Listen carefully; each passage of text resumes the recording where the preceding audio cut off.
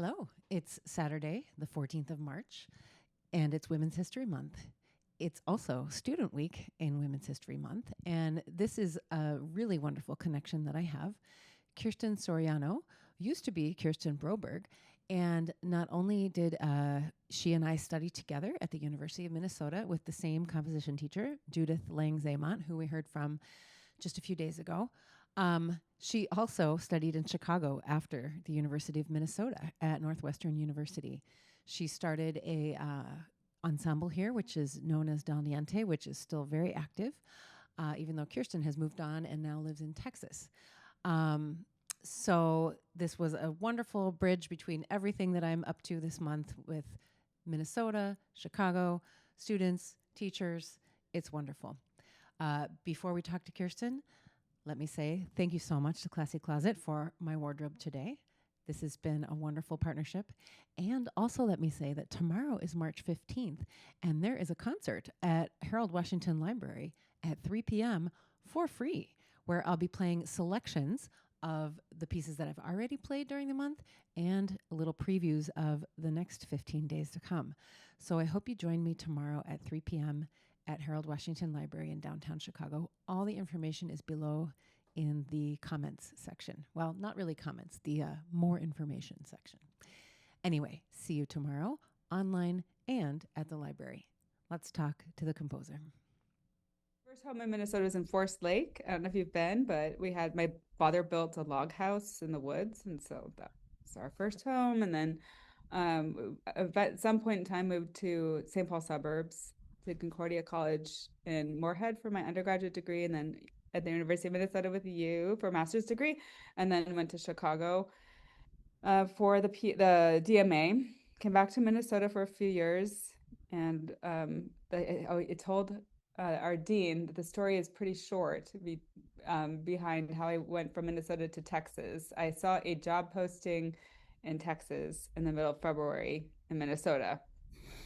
And that is the length of that story. I swore up and down my whole childhood I'd move somewhere warm, so I finally did it. Okay, that's Yeah, I nice. hate the cold. That's awesome. So what do you do there at University of North Texas? So I started as an assistant professor of composition. I was teaching composition, orchestration, seminars on topics of my choice. So I taught a course on spectralism and one-on music since 1960, one-on music since 2000, composer choreographer collaboration course. I taught a vocal writing course that included art, song, and choir, and then became director of undergraduate studies and oversaw the undergraduate program curriculum and things like that. And then now I'm associate dean for operations. So I oversee the operations of one of the largest public college universities, music schools in a university. So we have over 1,600 music students and over 1,000 concerts a year. We live stream over 600 events a year, schedule over 75,000 events, not including classes. Oh my God. What else? We're spread across 9 different buildings, so I oversee facilities, recording services, serve as the IT liaison, things like that. So in your like job description, is there time built in for you to compose and still be an artist, or how does that work? Yeah, so I have percentages of my workload that are distributed toward creative activity and research, administration, and teaching. So I'm still teaching, but not as many classes. I mostly teach private students now. Sure. This piece is a bit of a shift aesthetically for me. It's a bit of an outlier. A lot of my piano music is really spectral, I would say, or describe it as textural, gestural, spectral, that sort of thing. And when COVID happened, I had all of these large scale commissions lined up for, orchestras and choirs and that sort of thing. And they all were postponed. All those performances were postponed. And I had been composing sort of nonstop without even taking a breath between commissions and projects for years and years and years. And so when all those projects were postponed, I said, why don't I take a moment off from composing and sort of think and reflect on my compositional practice and things like that. And I wasn't planning to compose. And so I just was improvising at the piano and enjoying that. And in the act of improvising at the piano, I accidentally wrote a bunch of music. And all of those pieces ended up being very personal, I would say. So this is sort of a nod to Mendelssohn's Songs Without Words, in a sense, sort of meditations or little musical poems without words for solo piano, really just based on really personal experiences and ideas and things I was thinking about. And I didn't intend to compose them. They just sort of fell out of me. And I wrote them down. That's beautiful. Yeah, they had to happen. Yeah. All right. And then, of course, you have a lasting legacy, we could even say, here in Chicago, because you founded Ensemble Del Niente. How did that all happen, and how do you connect with them or not now? Sure. So it's funny because we were talking about Judith Lang Zaymont at University of Minnesota, and I remember in our my master's thesis discussion, she and Professor Lewitt asked me what I wanted to do next, and I said I wanted to start an ensemble.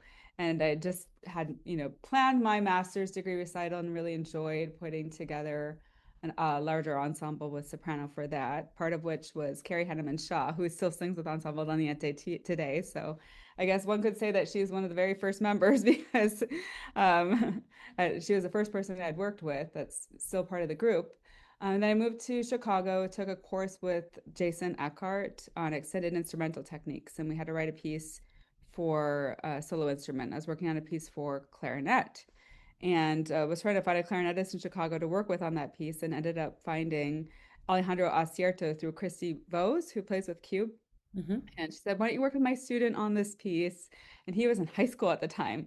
And we met for coffee, and he had already memorized the entire book on extended techniques for clarinet. And so he, as you know, is doing very well now as a professor of music and intermedia art or something like that. He's doing great, but he still plays with the group from time to time. So he was the second member, and met some other people that are still in the group through that course, because just Jason Eckhart brought musicians in and said, here's somebody who can demonstrate those techniques. And so some of the people I met in that class, and then it just sort of grew and expanded from there. It's kind of been interesting to see the ensemble grow and transform throughout the years, and then also see people who had been part of the group see where they've gone and where they've been and what they've done since then. So that's been a lot of fun as well. Del Niente came here to UNT last year as guest artists and residents, and we had them work with our students in workshops, and they did a concert and played a piece by me and my colleague Sung Ji Hong. Interestingly, Sung Ji Hong was one of the very first composers that ensemble played back in like 2005 or something like that. Oh my goodness.